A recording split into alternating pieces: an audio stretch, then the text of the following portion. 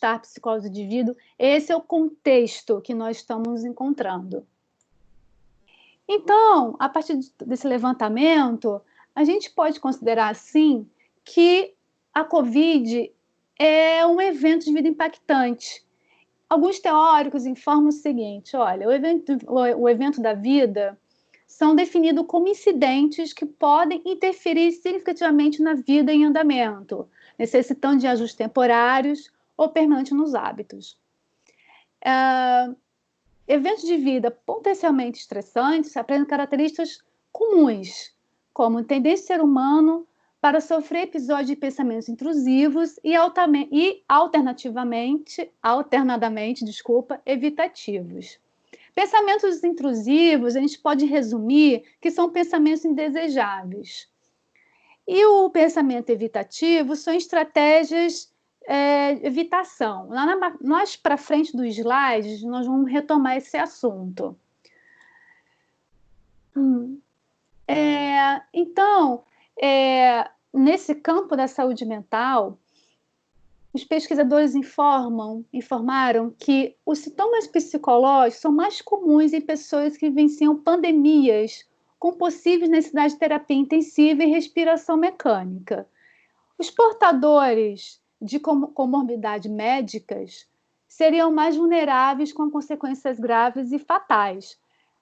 Entretanto, eu citei somente o Casmi e os colegas, mas há uma robusta literatura que revela uma pouca atenção dada ao impacto da Covid-19 na saúde mental. Continua sendo, porque quando fizemos levantamento de literatura em final de março para abril, era muito escasso mesmo, né? E aí nós decidimos o seguinte: então vamos fazer um estudo, vamos examinar as relações do surto do coronavírus com a saúde mental dos moradores do Rio de Janeiro. Para podermos estudarmos essas relações, foi necessário a gente submeter os instrumentos psicométricos à análise de propriedades psicométricas. Quais são os instrumentos que foram utilizados? Coleta de dados, que foi o período de 10 a 30 de maio. Há duas escalas, a escala de evento, impacto de evento, e o DAS-21, que é a escala de depressão, ansiedade e estresse. Essas foram duas escalas que nós submetemos à análise. E o questionário, dados sociodemográficos, estado de saúde atual, probabilidade de contágio, confiança nos médicos, foram as variáveis. Então, para a gente analisar as escalas, nós utilizamos 3 técnicas: a análise fatorial exploratória, confirmatória e de regressão linear múltipla univariada. O projeto foi submetido à Comissão Nacional de Ética em Pesquisa. E como é que se deu o procedimento? Bom, primeiro fizemos um levantamento,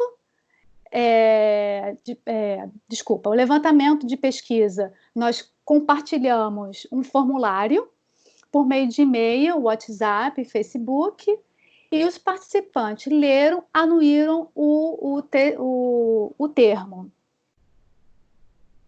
Nessa parte da caracterização sociodemográfica, eu coloquei o que destacou, senão a gente fica muito tempo aqui falando um por um. Então, o gênero que destacou foi o feminino, tá? Correspondendo a 246 mulheres. A faixa etária média foi 35,9 anos, ou seja, na faixa de 18 a 79 anos, a média 35, 36 anos. A escolaridade, ensino superior completo, destacou o estado civil solteiro, desempregado, a renda pessoal mensal maior ou igual de 5 mil, Pessoas que residem juntas, de 3 a 5 pessoas, se destacaram essa quantidade de coabitantes. Profissão, estudantes e estagiários. Filhos, nenhum, 208 pessoas. E doenças crônicas, 240 pessoas informaram que não possuem doenças crônicas. Bom, deixa eu ver aqui. Bom, a análise fatorial exploratória e a análise fatorial confirmatória foram utilizadas para testar a evidência de validade e fidelidade das escalas. E foi confirmado os 2 fatores, pensamentos intrusivos e pensamento evitativos, e os 12 itens. A escala de impacto de eventos, ela avalia o estresse subjetivo relacionado a eventos da vida. É um instrumento de autorrelato, tá?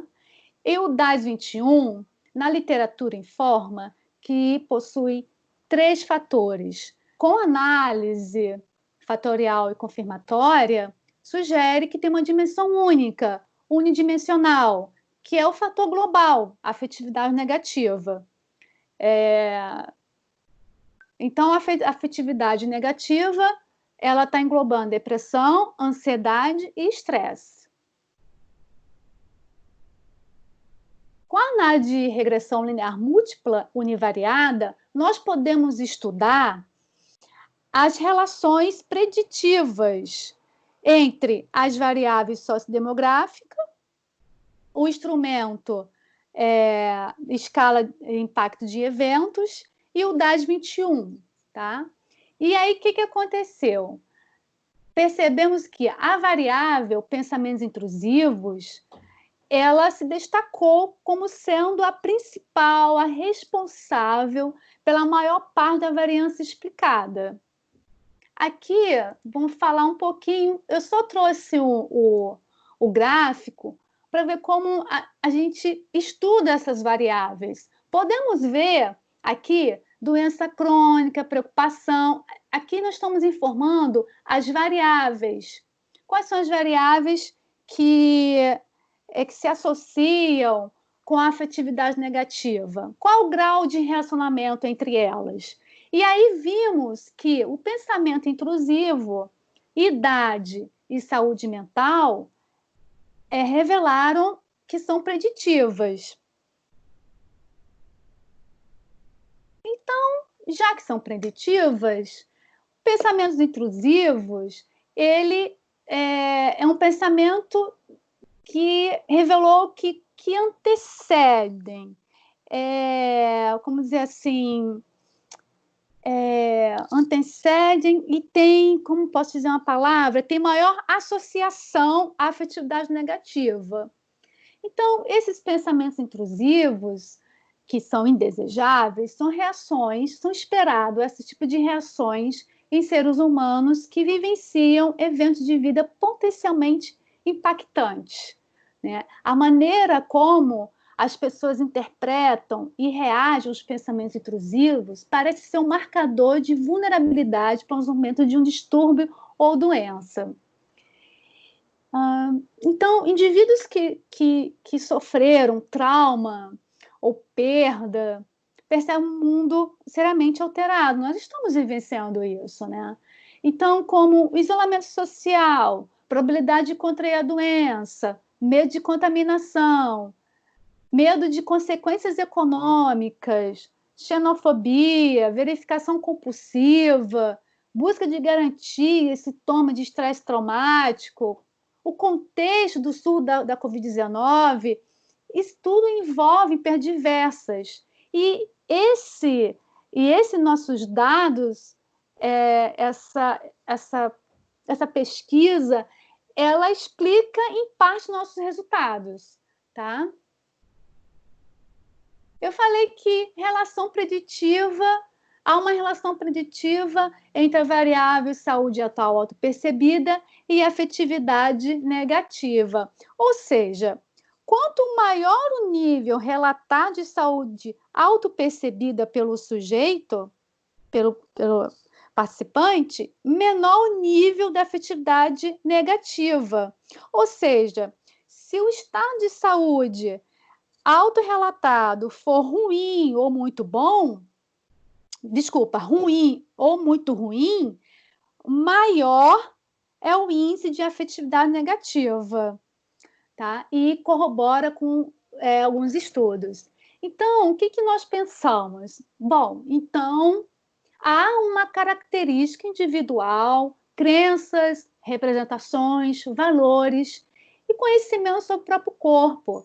Pode ser as razões que podem explicar esses níveis diferentes, né? Esses níveis de avaliar a própria saúde e vivenciar o sintoma da afetividade no contexto da ameaça da doença infecciosa. E aí, como é que fica essa relação idade e afetividade negativa? Bom, eu achei interessante essa variável, porque a gente percebeu o seguinte: o que os dados revelam? Revelam que a idade, maior idade, tenderiam a apresentar menores níveis de depressão, ansiedade e estresse. E aí a gente pensa assim, mas aí contradiz a realidade, né? Entre os jovens e idosos. Como é que pode? O idoso, ele tende, de acordo com as estatísticas, é o que pode mais sofrer com a situação, até chegar à morte, com a Covid, né? Paciente idoso que tem comorbidade pode ser até fatal. Mas aí nós discutimos e vemos o seguinte: nós sabemos que adultos jovens, idosos, são períodos da vida. E aí nós percebemos o seguinte: sabemos que no desenvolvimento humano temos particularidades de cada fase, né? Tem as diferenças individuais, tem as questões física, cognitiva, psicossocial, e que acaba sofrendo influências social e cultural. Então, talvez essa questão do jovem estar em busca da identidade, estar no auge da condição física e capacidade mental, estar no preparo de ingressar na universidade, ou para a profissão, uma busca de relacionamento íntimo, né? Coloca essa vulnerabilidade, vamos dizer assim. E no idoso, apesar do declínio da saúde, capacidade física e mental, são mais flexíveis para o enfrentamento de perdas. Então, nós podemos pensar que essas características típicas da idade, do momento humano, podem ser as razões que explicam a forma de vivenciar as doenças. Então, nós percebemos que no início pode contradizer, mas quando a gente traz a literatura e pensamos um pouco essa questão do desenvolvimento humano, fica compreensível essa diferença individual de cada etapa da vida. Então, é evidente que há uma presença de sofrimento psíquico, sugere-se, tá? Um sofrimento psíquico entre os participantes da pesquisa expostos ao surto do coronavírus, sugerindo implementação de intervenções clínicas preventivas nas políticas públicas de saúde. Os nossos achados corroboram os resultados de várias pesquisas internacionais. Isso foi um grande ganho. E esse estudo, percebemos que o resultado da discussão permitiu compreender como o vírus impacta as pessoas, né? Eu botei essa foto aqui de uma equipe médica, mas não restringindo o profissional de saúde, mas o que a gente vê é um sofrimento, né? E acredito que essa pesquisa está oferecendo para os profissionais dados baseados em evidências, né? De dizer só, olha, aqui sim há um sofrimento, é possível contar com o sofrimento psíquico, né? E aí, acredito que esses nossos dados contribuiu sim com conhecimento teórico, o estudo da promoção, intervenção e apoio psicológico no contexto da Covid. Mas, entretanto, nós sabemos que toda pesquisa tem limitações, não é verdade? Então, uma das limitações é a que a amostra é considerada de porte.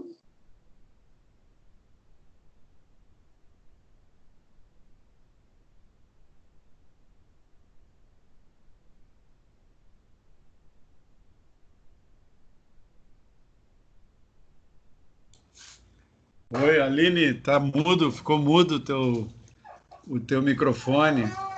Aline, não estamos te escutando.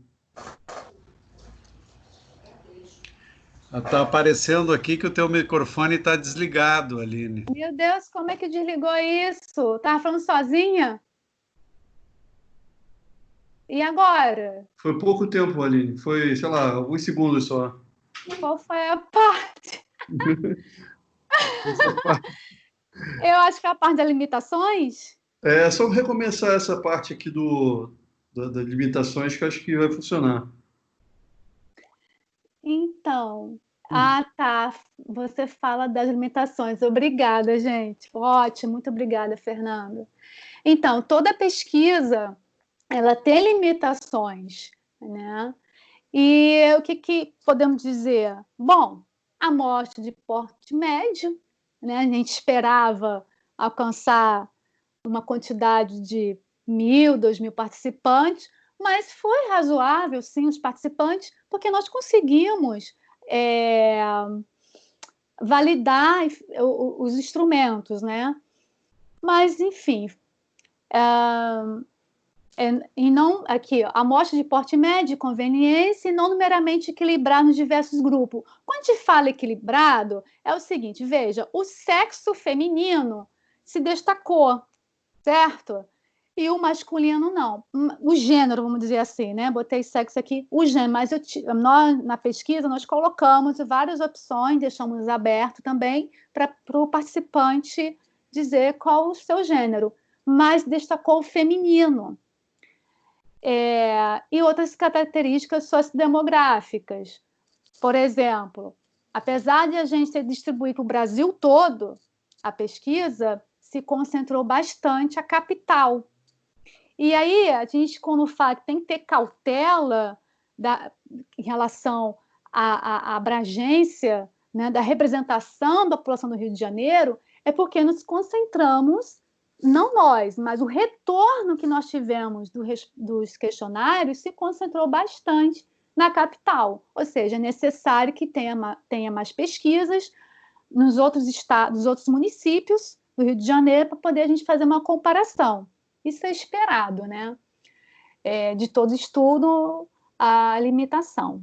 Eu agradeço muito a atenção de vocês. Eu corri um pouquinho, eu acho que foi um pouquinho a ansiedade, eu estava um pouco assim, otimista também, porque essa pesquisa foi muito esperada, foi muito desejada, na verdade, né?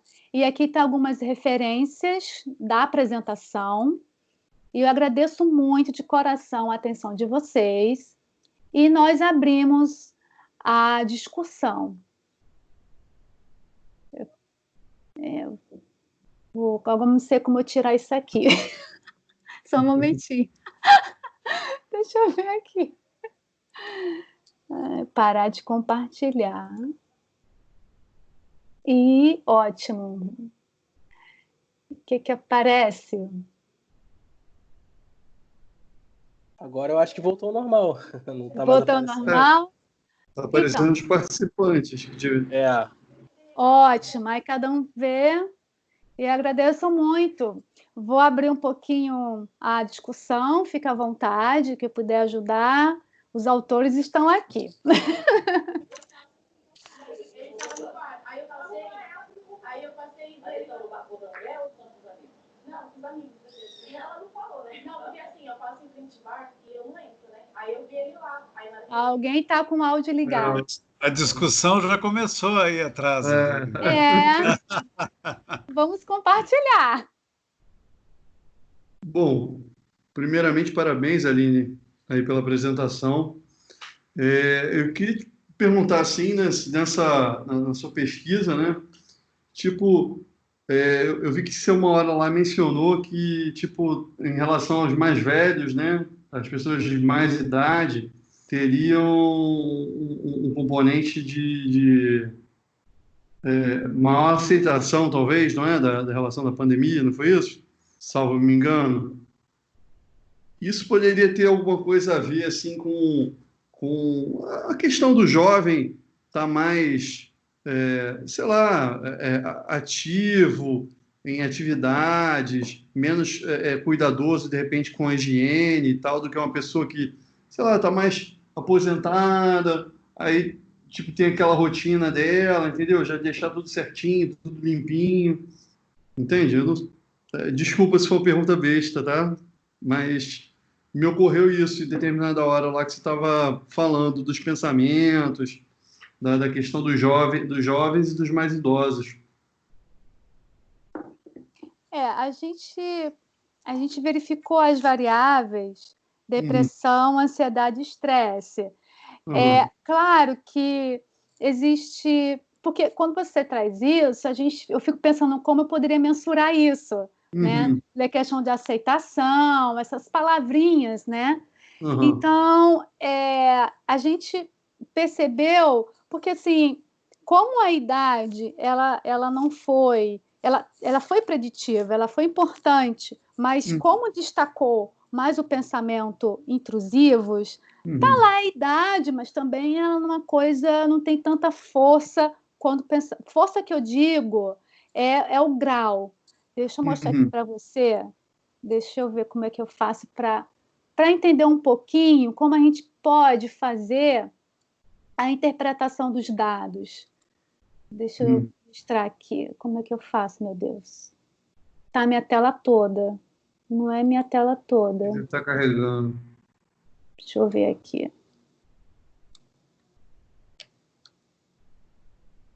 Não quero atrapalhar a questão de perguntas aí, não. Hein? Não, mas é importante isso. Engraçado. Tá aparecendo minha tela toda, né? Não tá só o...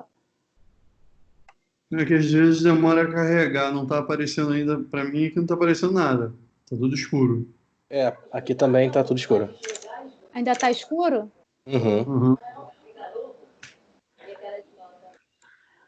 Ai, não é para ter tirado, então. Tava indo muito bem. Calma, fica tranquila. Não. Tu queres compartilhar, né, Aline? A apresentação para a gente ver o gráfico, para ele entender um pouquinho. Por que que a gente não caminhou por isso, esse tipo de discussão? Tenta cancelar o compartilhamento e compartilhar de novo. Às vezes acontece de ter esse bugzinho. Deixa eu ver aqui uma coisa. Aline? Oi. Deixa que eu compartilho para ti, vai. Tu quer botar o quê? O gráfico aquele, o diagrama? Porque o Fernando, ele trouxe uma hipótese, né? Assim, ajudando a interpretação como nós poderíamos, né? Ele falou da questão do jovem um pouco mais, vamos dizer assim, menos cuidadoso. Oi? Está aparecendo ou não? Tá, agora eu estou vendo resultados aqui. Então tá, é isso, Aline, que tu queres? E cadê? Que nem aparece para mim.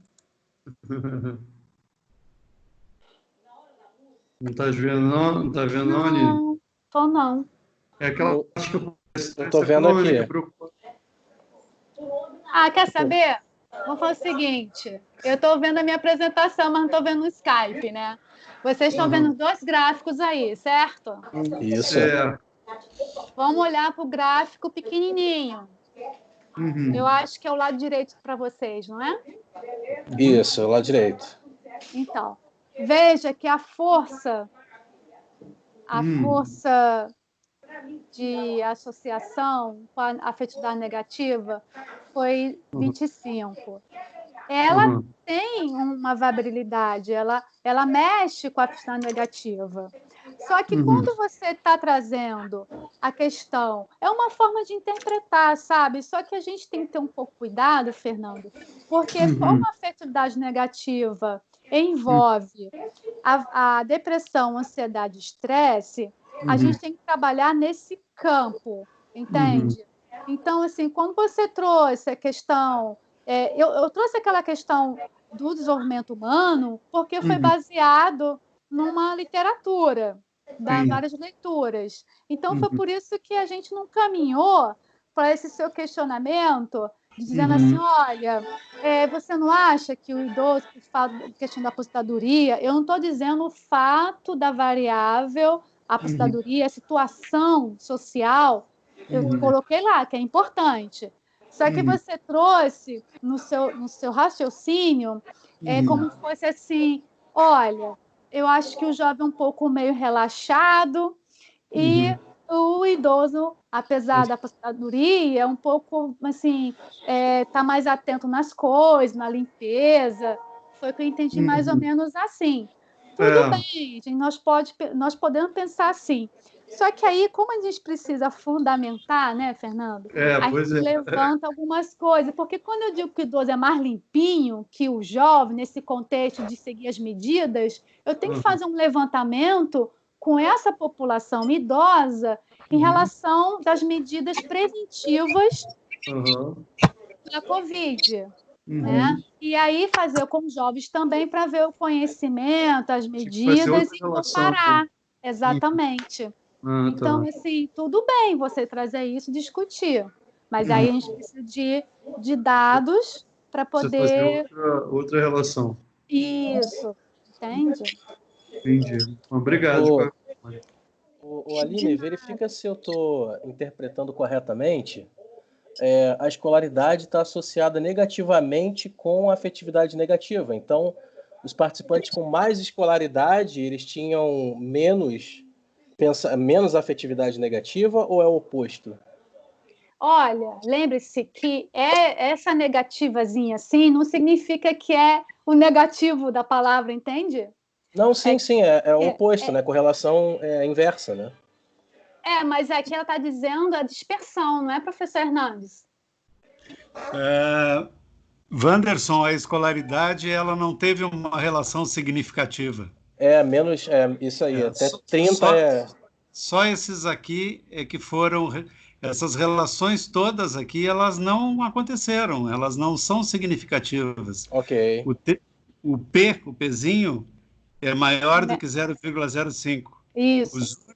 Os únicos Pzinhos que são significativos, quer dizer, nessas relações aqui, nós podemos rejeitar a hipótese nula. Né? Perfeito. Entendi. Então, são as únicas variáveis que se mostraram associadas significativamente com a afetividade negativa. As outras todas foram testadas e não deu nada. Okay. Não deu nada é uma maneira informal de dizer, né? Mas o que foi estatisticamente significativo foram essas aqui. Ok. Né? Uma predominância. A última variável de baixo aqui é current health, a saúde atual, é isso? A saúde atual isso. Geral, autopercebida. Autopercebida, ok. É interessante porque havia também uma outra variável chamada habitantes. Presença ou não de doença crônica. Sim, verdade. Essa variável da doença crônica, sim ou não, era uma variável categórica, dicotômica, sim ou não. E essa saúde atual, ela era medida através de uma escala tipo Likert de 5 pontos, que variava de ruim até excelente. Então, veja, como disse a Aline, aqui é uma saúde percebida, e a outra era a presença real de uma doença crônica. No entanto, a presença da doença crônica não esteve associada com a afetividade negativa. Né? Engraçado isso também, é um outro resultado curioso. Mas a percepção, quer dizer, se eu me sinto doente, eu posso até nem ter uma doença real, mas é uma doença percebida, uma doença psicológica, digamos assim, e isso sim estava relacionado com afeto negativo. Faz total sentido, né? A pessoa pode, sim, da questão da doença crônica, a pessoa ela pode ter estratégias, desenvolvido muitas estratégias lidar com isso, grupo de ajuda, grupo de apoio da igreja, religião, fé, enfim, né? Agora, quando a pessoa ela se percebe assim, é porque de alguma forma as estratégias dela estão falhando, não estão dando conta, e realmente ela tende a ficar mais ansiosa mesmo. Eu acho que eu conseguiria explicar dessa forma o fato de que a pessoa com uma doença crônica pode não necessariamente se relacionar aí com uma afetividade negativa. De repente, no início da descoberta ali, até o processo da pessoa conhecer um pouco mais e ter recebido esse apoio e conhecido os tratamentos possíveis, talvez nesse iniciozinho poderia se relacionar aí com a afetividade negativa. Mas lembre-se que nós estamos no contexto da Covid, tá? Sim, sim. Tá. Sim, entendi.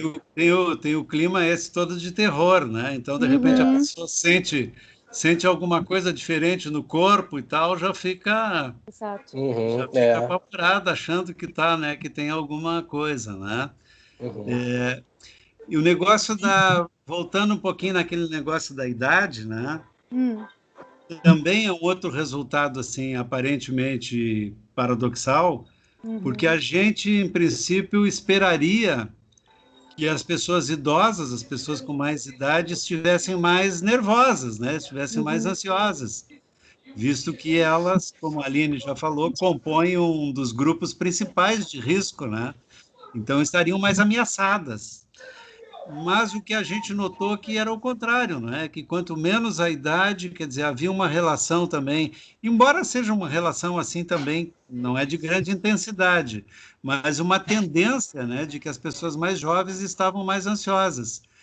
Bom, aí a gente tem que fazer algumas inferências aí, como a gente fez agora, né? Eu acho assim que essa coisa de que também a gente notou que havia uma tendência das pessoas mais velhas terem mais grana, o que também é meio lógico, né? O que também é meio lógico. E isso não também que a nossa amostra de 318 pessoas, ela se localiza também numa classe média. Não tem muita gente pobre mesmo ali, né?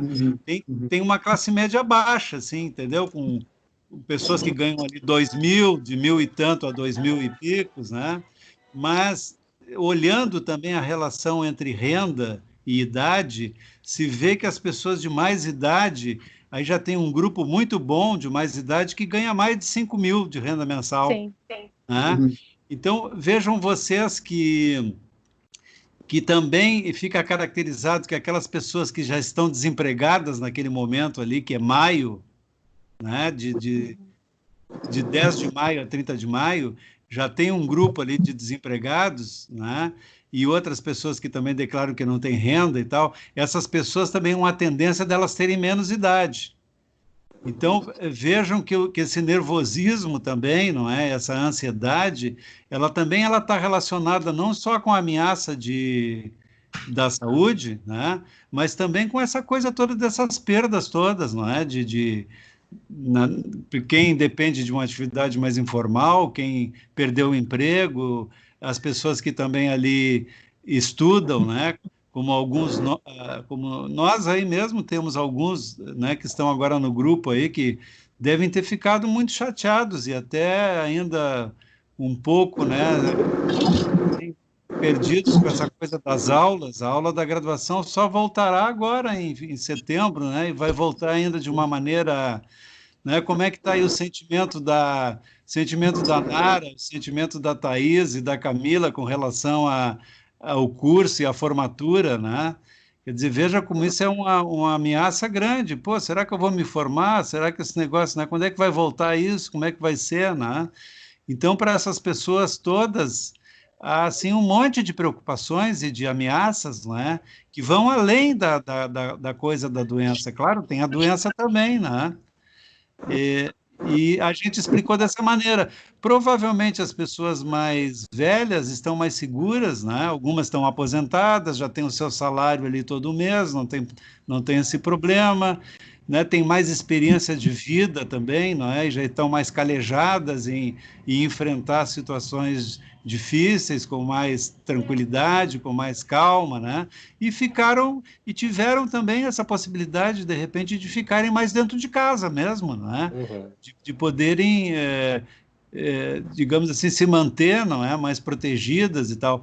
Enquanto as pessoas mais jovens, às vezes, têm que, não é? Até por uma questão da própria sobrevivência, e tem que se arriscar mais, às vezes, né? Porque, não sei se vocês viram, eu achei muito feliz a reportagem do cara aquele lá da Record, né? O Marcos Marinho, o repórter, porque ele pegou umas falinhas minhas e fez uma reportagem justamente com uma família de uma mulher jovem, né? De uma mãe jovem, que ela era empresária, né? Ela e o marido, e elas tinham um negócio ali que eles iam muito bem tocando com os 2 filhos, né? Mas ela, inclusive, ela dá um depoimento ali na reportagem dizendo que foi como se a terra tivesse abrido um buraco na frente deles, né? E que estava engolindo eles, né? O marido morreu, né? Vocês viram que o marido acabou falecendo, e ela está ali naquele momento ainda dizendo que a coisa está difícil porque o dinheiro, não é? A sobrevivência, o negócio que eles tinham tá ameaçado, não é? Eles não estão conseguindo, não é? E vejam quantas pessoas assim, não é? Da população. A gente está vendo que a coisa agora está flexibilizando, está voltando à atividade, as pessoas estão mais na rua já e tal, né? Aqui em Copacabana eu vejo o movimento quase que normal, né? Eu diria que está quase como antes da pandemia, as ruas, a praia e tal, né? Isso todo está aberto, as atividades estão... Eu fiquei Fez a pensando... pesquisa, estava tudo fechado. Sim, verdade. Eu fiquei pensando aqui, eu li faz um tempo já, né? Que as pessoas jovens, elas têm uma percepção de passagem de tempo diferente das pessoas mais velhas. Conforme você vai envelhecendo, a passagem de tempo, a sua percepção de passagem de tempo, ela se torna mais acelerada. Você parece que realmente o tempo passa mais rápido para você, né? Então, 1 ano para uma criança é muito tempo, mas para uma pessoa já de 50, 60 anos, a coisa já dá um pulo. Então, essa situação de você ficar preso dentro de casa por 2 semanas para um idoso pode ser tranquilo, porque o tempo para ele parece fluir mais rápido, e para um jovem talvez não. Ainda mais com essa incerteza de quando que eu vou ficar. Será que mais uma semana, né, que para ele representa bem mais do que uma semana para o idoso? E outra que eu fiquei pensando aqui também é em relação ao acesso a informações. Eu não sei se poderia ter sido uma variável, mas de repente o consumo de informações pode ter feito, né, com que as pessoas elas pudessem ter mais pensamentos intrusivos e com isso, né, conectando aí com uma afetividade negativa.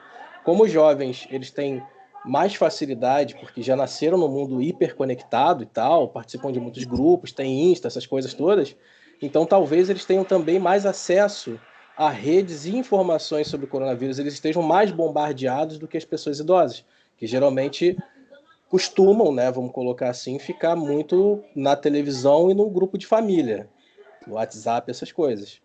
Pelo menos é uma coisa que eu tenho. Então, talvez a percepção de tempo diferente do jovem, que faz com que ele fique mais aflito por ficar ou ter que ficar confinado, e também esse excesso de informações. Talvez possa explicar um pouco isso, né? Porque jovens...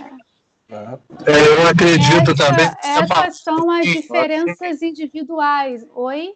Eu queria falar um pouquinho também. Boa tarde. Eu só vou dar uma devolutiva para o Wanderson. Você quer falar, Tá. amigo? Oi? Não, eu acho que o Wanderson até contribui para o que ele está falando, é que eu concordo com o que o professor Hernandes estava falando, mas eu acho que também tem uma parte muito importante, que é uma parte educacional da sociedade, né? A parte da educação da sociedade, o alcance dessa educação, dessa informação. Não basta só a informação, mas é como a pessoa processa essa informação, e isso está muito relacionado à parte da educação, né? Uma parte da cognição e a parte cultural, né? Muito da parte cultural, porque existem muitos velhos que estão realmente estão numa situação até mais cômoda, alguns, acho que é uma grande parte, pelo que eu já vi, né? Não da pesquisa de vocês, mas que eu estou vendo que todo mundo está também dando uma opinião, assim, uma colocação muito da sua percepção daquilo que a gente vem assistindo na mídia e também do estudo de vocês, é claro que a gente faz uma, uma, uma correlação e uma comparação, mas tem muito a ver com a questão educacional, pelo que eu tenho visto, de como essa pessoa processa essas informações, Sim, né? E essa parte da afetividade mesmo, assim, né? Que é a parte das tendências que a pessoa tem a distorcer as coisas, né? Então, sim, isso tem muito da parte cultural, assim. Eu acho que o dinheiro é importante, ele é importante, eu acho que está mais para o velho, porque ele fica dentro de casa, ele tem sempre uma pessoa que pode cuidar dele, às vezes, em alguns casos, então ele não precisa sair de casa para poder, de repente, comprar as coisas e levar para dentro de casa, né? Mas a pessoa mais jovem, e quando eu falo da pessoa mais jovem, é aquela pessoa que vai para a rua trabalhar, a gente, 40, 50 anos, 30 e poucos anos, essas pessoas elas se expõem realmente, como o professor falou, e isso, dependendo também da parte cultural e de como ela processa essas informações, ela vai distorcer isso e ela vai entrar nesse processo que a mídia também, né, dessa história política, dessa história de interesse, né, que vem manipulando as pessoas, né? É bastante interessante, assim, mas é complexo, né? Porque são muitas variáveis e muitos fatores que apontam comportamentos completamente diversos, né? Assim, e a preponderância de um só depende muito dessa parte, pelo menos o que me perdoe se eu for, mas eu percebo que tem uma parte cultural muito, muito grande, né? Com relação à questão da marca, com relação à questão do processamento dessas informações. Eu fiquei aqui Luiz. a falar, mas tudo bem. Não, Luiz. Oi. Então, querido, o que você falou, alguns pontos, algumas pesquisas já relatam isso, tanto o seu argumento quanto o do Wanderson. Há pesquisas que relatam o seguinte: a questão da mídia, que os pesquisadores recomendam diminuir esse acesso de informação que realmente contribui com. Ai, assim, tem uma coisa. Catastrofização, né? Tem uma coisa que interfere sim na saúde mental, na qualidade de vida, do bem-estar nesse período. É recomendável que as pessoas não fiquem tão. É importante sim entender as medidas, tá? Mas o excesso se prejudica. Alguns grupos de pesquisas informam até insônia. Foi falado também a questão da educação, processo da informação. Realmente não é tudo, mas algumas pesquisas informam que a escolaridade é uma variável que interfere, sim, de compreender as informações. Quanto mais baixo o nível de escolaridade, mais dificuldade de entender as medidas, informações sobre a Covid. Isso é um dado de pesquisa. O Wanderson falou também na questão do... Você falou da diferença do idoso e do jovem, não foi isso, Wanderson? Foi, na percepção da passagem de tempo. Então, a percepção de passar de tempo, nós podemos colocar isso como diferenças individuais, são as particularidades de cada período da vida. Super válido também, era isso que eu gostaria de dar uma devolutiva, tá? Alguém está ligando? Não, acho que colaram a foto aqui. Foi. Desculpa, gente, eu não sei mexer nesse negócio aqui, apertei o botão. Tudo bem. Mas, assim, são pontuações, né?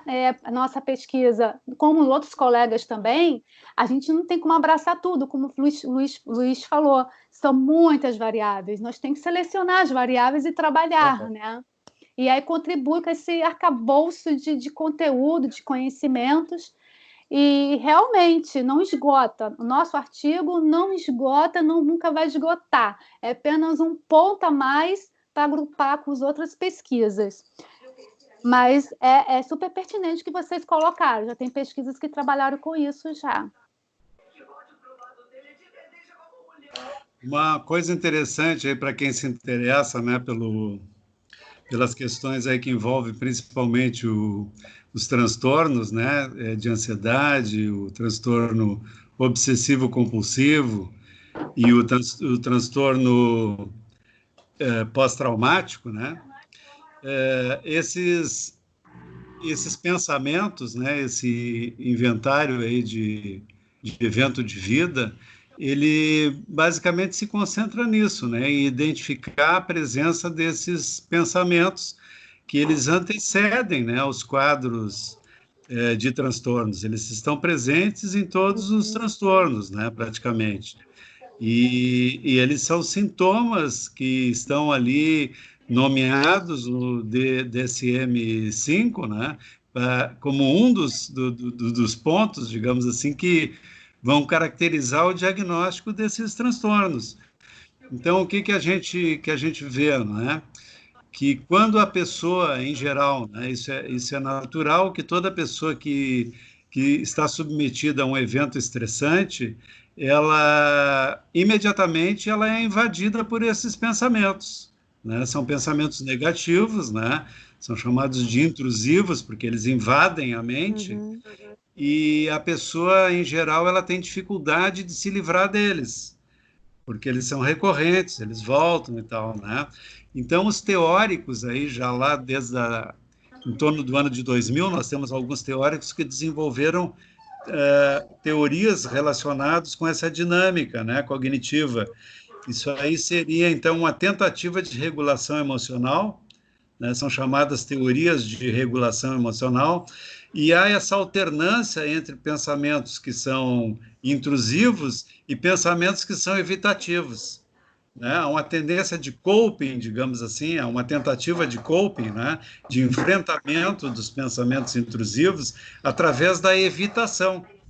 Essa evitação também se dá de muitas formas, só que ela fracassa, né? Ela costuma fracassar. E em alguns casos, né, dependendo também digamos assim, da permanência né, do evento estressante, da duração do evento estressante, em combinação aí com características disposicionais, né, características da personalidade de cada um, esse negócio pode se agravar, né? Pode haver a necessidade de uma intervenção clínica, né? Quer dizer, o transtorno pode começar a se estruturar ali, a se consolidar, não é? Mas, em geral, né, na maioria dos casos, o que acontece, né, como isso é um fenômeno normal, né, ele vai amenizando a partir do momento que também o evento né, vai passando e tal, e a pessoa vai, digamos assim, processando essa informação toda, né, vai assimilando aquilo que aconteceu e né, vai voltando, digamos assim, a um funcionamento normal, né? Claro que a maioria dessas pessoas que a gente conseguiu identificar esse tipo de coisa, essa presença muito forte desses pensamentos intrusivos, né? Isso provavelmente já passou. Veja que isso nós estávamos do dia 10 ao dia 30 de maio, quando as curvas estavam crescendo violentamente aqui no Rio de Janeiro, né? Nós estávamos assim indo lá para o pico do negócio e estávamos no isolamento total, né? Só aqueles serviços considerados como essenciais estavam funcionando. Então, a gente estava, assim, realmente, né? Era uma situação bastante crítica, né? Isso agora eu sinto até em mim mesmo, né? Eu acho assim que naquele momento lá, eu era mais invadido por esses pensamentos, né? E, claro, aí havia um coping aqui, né? Se envolvia com o trabalho, esquecia, parava de pensar nisso e tal, né? E, graças a Deus, né, e aos esforços da gente, essas coisas foram dia a dia. Hoje, eu tenho muito menos pensamentos assim dessa ordem, né? E acredito que a maioria dessas pessoas aí da nossa pesquisa também, hoje em dia, já estão muito mais tranquilas, né? A vida está começando a ter já uma cara mais normal, digamos assim, né? Embora é evidente que o risco ainda existe, né? O perigo a gente está, mas a gente aprendeu também, eu acho, né? Também é um aprendizado, há um certo afrouxamento e há também o aprendizado, né? Mas também é evidente, e a gente tem tido notícias, eu acho que vocês têm acompanhado, né? Que há uma parte dessa nossa amostra aí, um ou outro, aí não sei dizer para vocês quantos, né? Mas algumas dessas pessoas provavelmente precisaram né, de alguma ajuda, né? E talvez até isso tenha se desenvolvido para algum quadro mais sério, né? Então, o interessante é isso, né? A gente entender, isso está dentro de uma perspectiva aí, né, da cognição, né? E dessas tentativas de regulação do equilíbrio emocional, né? Quando a gente sofre um impacto violento como esse que nós sofremos aí, ainda estamos sofrendo um pouco, né? O Luiz Felipe, que vem aí na próxima semana para apresentar a pesquisa dele, é um doutorando e é um psicólogo clínico muito voltado para a terapia cognitiva comportamental, né? Eu estou trabalhando com ele também, eu também oriento ele, junto com a professora Eliane Falcone, e eles que são cobras nesse tipo de coisa, né? A professora Eliane Falcone é uma referência, né, nacional no TCC, né? E o Luiz Felipe é um discípulo dele, também já está aí participando inclusive da própria associação de TCC aí do Rio de Janeiro, né, a ATC, e ele me ajudou também nisso, né? Porque eu mostrei para ele os resultados e disse, olha, os pensamentos intrusivos aqui e tal. Aí o Luiz Felipe já me disse, olha, Hernandes, isso aí funciona dessa maneira e tal, papapá, os transtornos, né, a coisa toda. Já também me indicou alguma, alguma literatura, né? Já me mandou alguns artigos e coisa para ler, para ver isso, né? Aí a gente já identificou algumas teorias, né? Tem uma teoria de um camarada chamado Wegener, não é Wagner, é Wegener, que é uma teoria dessas de regulação, né? Regulação emocional, né? E aí ele trabalha bem, mostra para a gente né, esse jogo entre pensamentos intrusivos e evitativos. É muito interessante. Na hora que o senhor falou, eu lembrei imediatamente da TCC mesmo, principalmente essa questão da catastrofização das coisas, né? Uhum. E afetou todo mundo, né? Então, assim, a gente na TCC chama muito, não posso dizer que é a mesma, mas na mente vem logo aqueles pensamentos automáticos, né? Esses pensamentos intrusivos, né? E de catastrofização. O sujeito ficar, ver, a mídia, são às vezes algum parente próximo, ou si próprio, né?